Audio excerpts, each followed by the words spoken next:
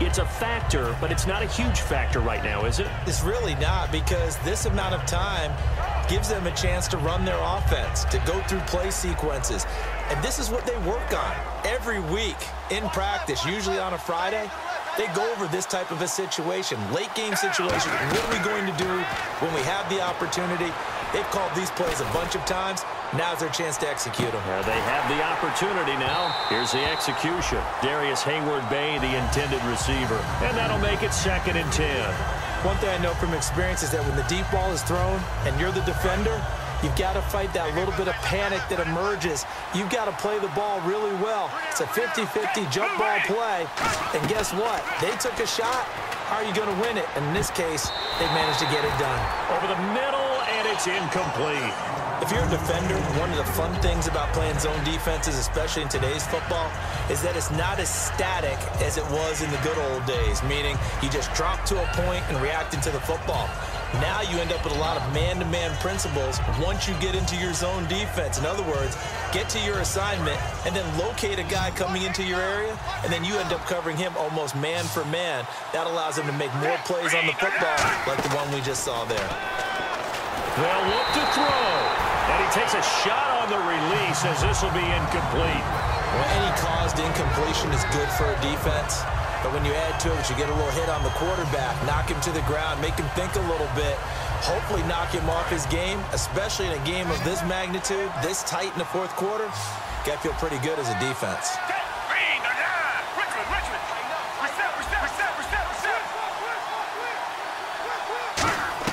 Desperation time. Gabbard on 4th. And he finds Hayward-Bay. 22 yards on the pickup there. And they're able to move the chains as they convert on 4th and long. And they're going to speed things up here. Back to throw. He's got his man. It's Brandon Coleman. And he eventually goes down, but not before reaching the 30-yard line. He'll look to throw.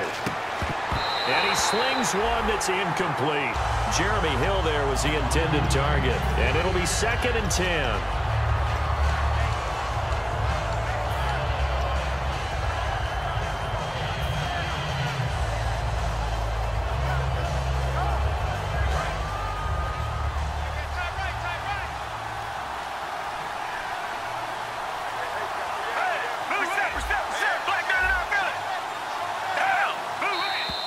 Now we've got movement up front. I think this is going to be on the Titans.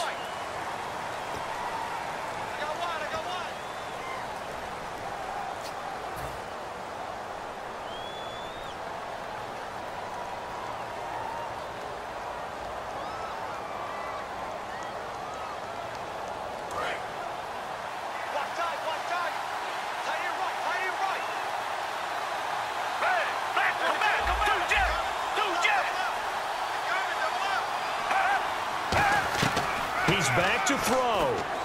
He's got time in the pocket. And he'll slide down to avoid the tackle. 12 yards is the pickup there. And it'll be 3rd down.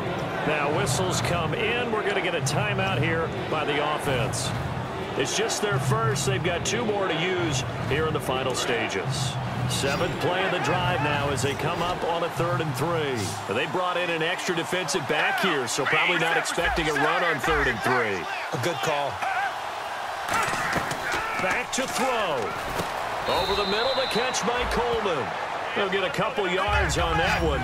Down 7, and they've got to go for it here on 4th down. And that'll bring up 4th down. Got to try it here. He's back to throw. It's caught. Jones. It's a gain of 9 yards.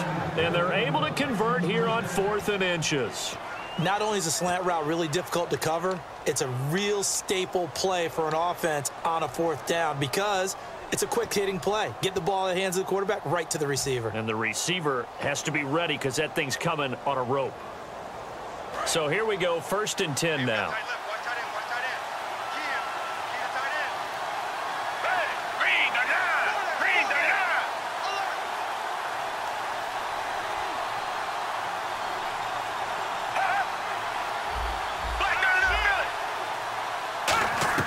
They'll look to throw. That'll be incomplete with seconds now showing on the clock. Well, that plays a statistic that's going to go on the defensive team stat sheet. Won't necessarily reflect in ours, right, the overall game sheet. But you and I know that they keep count on pressures, hits on quarterbacks, all those things, hoping to increase that throughout the game. And here we are in the fourth quarter, and they got a big one. Yeah, it's such a close game, a very big one. Now Gabbert. And this ball is caught. It's a touchdown. And now in the final seconds, they're a PAT away from likely getting this thing to overtime. And that touchdown means a decision has to be made. Do they kick the PAT and tie it up, or do they go for two and try and win it right now?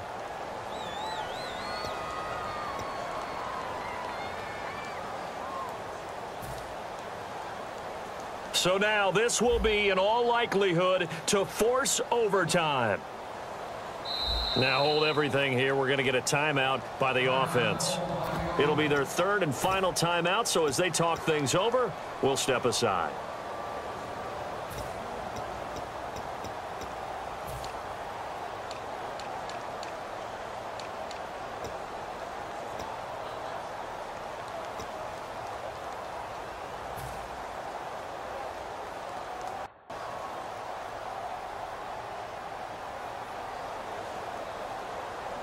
And now they're going to go for two and a possible win as this crowd rises to make things difficult.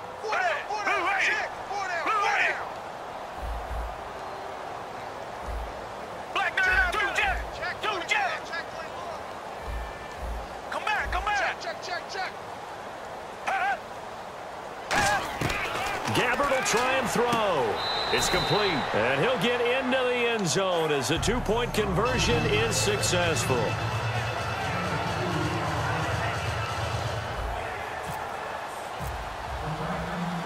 And so we have the touchdown. Now here's Blair Walsh to kick this one away.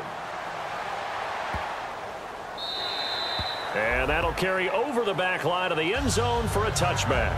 The Chiefs offense now making their way back onto the field.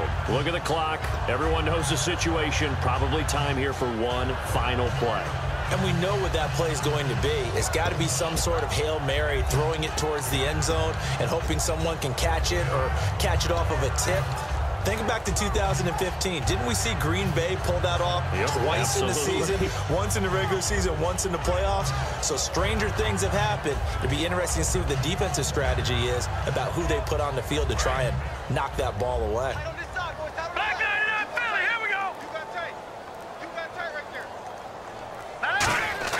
One final shot. They'll look to throw. Finding time. And it's incomplete. So their final drive comes up empty. And with that, the ball game is over. And just a heck of a final drive that you and I just got to witness. We got to see calm, cool, and collected in action, didn't we? That allowed them to go down the field and score the game-winning points. So for the Titans,